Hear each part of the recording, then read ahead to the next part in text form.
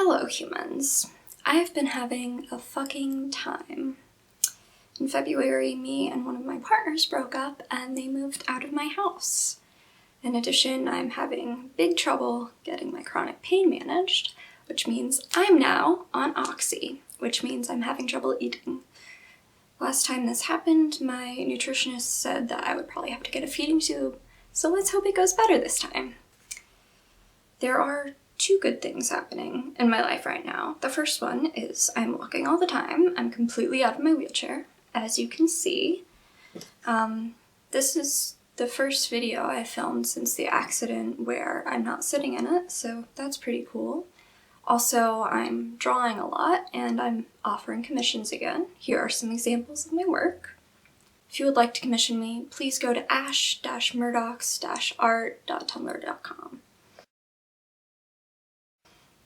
Overall though, my life is fucked, so I'm going to list the things I need to remind myself of, and hopefully it can help some of you too. The first and most important one is this.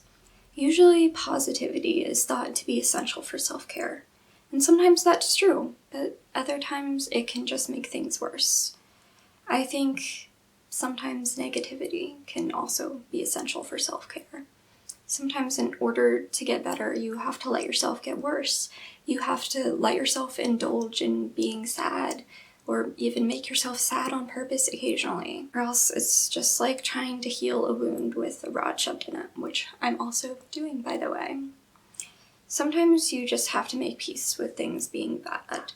They're not going to be good no matter how you try to look at it, and the sooner you accept that, the sooner you can work on changing them. Number 2.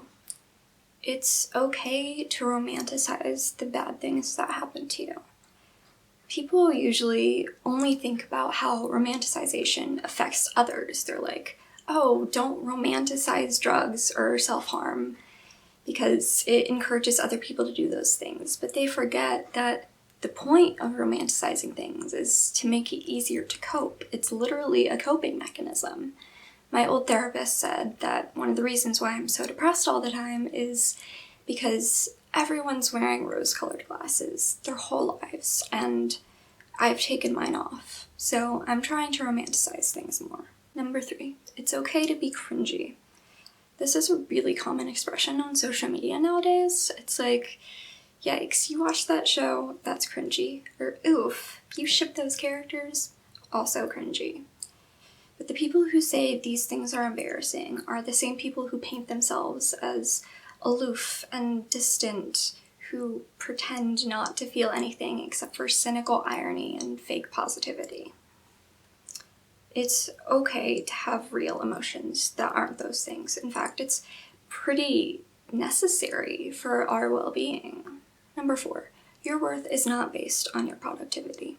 This is a really tough one for me to remember because not only does society treat those things as the same, but I've subconsciously been considering my worth to be my productivity for years now. That's why it sucks so much being a disabled person who can't go get a normal job. Like, a lot of people just think I deserve to die. They're like, oh, you can't ask for donations.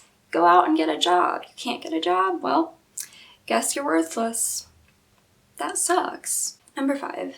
This next one also has to do with that idea, and it comes from a Tumblr post. It says, pretty shitty how baseline human activities like singing, dancing, and making art got turned into skills instead of being seen as behaviors. So now it's like the point of doing them is to get good at them, and not, this is a thing humans do, the same way birds sing and bees make hives. This one hit me really hard because I'd never considered it like that before. People comment on my shit all the time, like, oh, you're not gonna be good at this thing ever, no matter how hard you practice. You should just give up. Like, fucking no, that sort of thing is why I don't enjoy myself anymore. It's like, I was never gonna be a famous singer, but now I feel so bad about singing that I can't even enjoy it anymore. I'd love to be bad at something that I think is fun, because at least I'd be having a good time again. Looking at art or music or storytelling as just a skill, as just something you can make money off of, is damaging as fuck.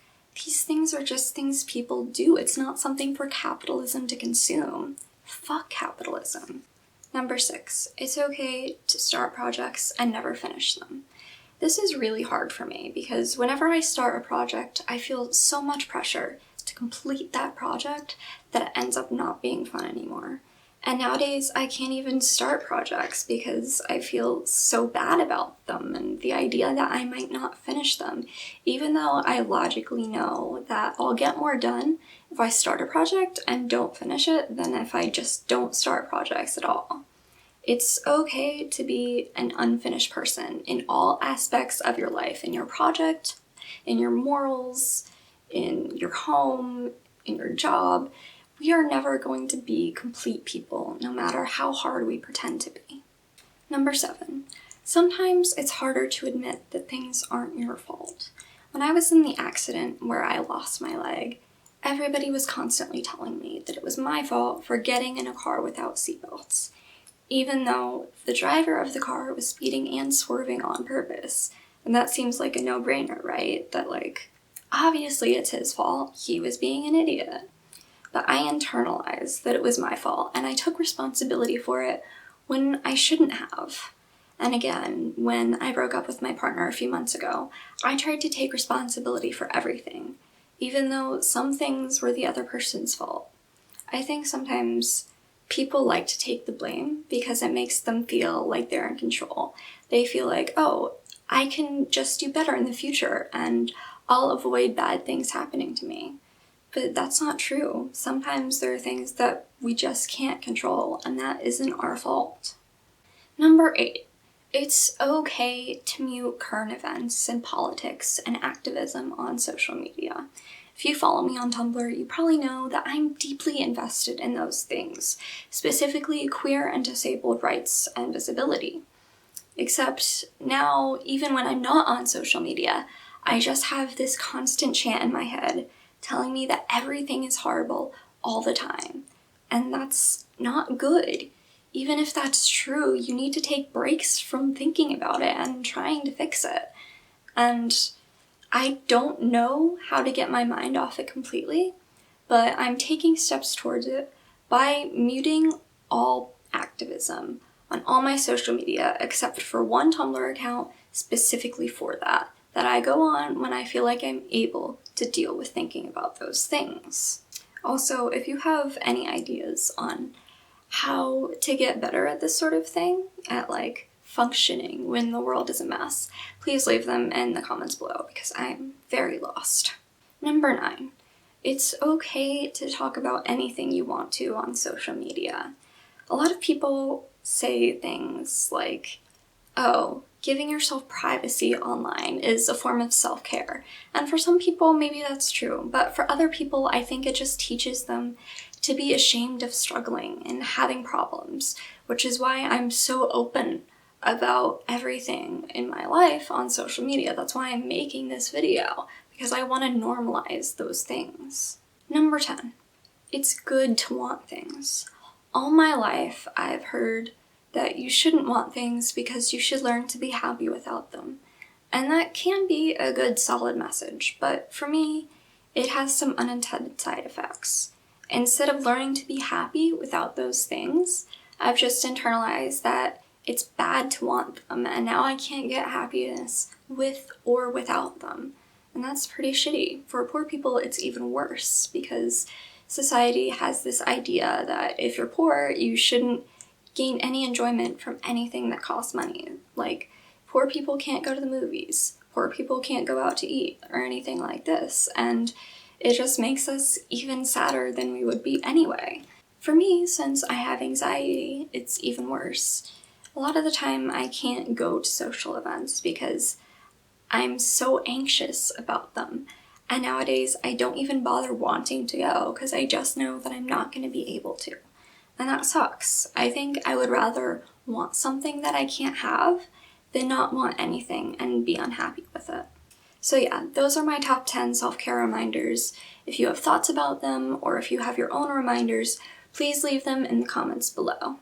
Also, a while back, I talked about doing another amputee Q&A, and I'm still going to do that eventually, so if you have any questions, please also comment them. My life is a fucking dumpster fire, but I'm still kicking, I'm still trying to get better, even though I feel like I never make any progress with it. I've started going back to physical and mental therapy, even though those things have never helped me, but at least I'm, leaving my house regularly rather than just staying at home all the time. Also, in the spirit of going places and doing things, I'm going to Anime Central in May. I'm going to be cosplaying Peridot, Negasonic Teenage Warhead, and Klaus from the Umbrella Academy. So if you're also going to that, maybe we'll see each other. That would be cool. I'm also a part of 2 online D&D games, and I'm hoping to join a third that would be in real life, so that would be another thing that I'm leaving my house to go do, like a normal person. Hopefully soon I'm going to start volunteering at a college garden to, practice doing farming activities to get myself ready to go farm in the summer again. Anyway, yeah, that's what my life has been like. That's all I have to say. Please like, subscribe, comment the things I told you to comment. Peace.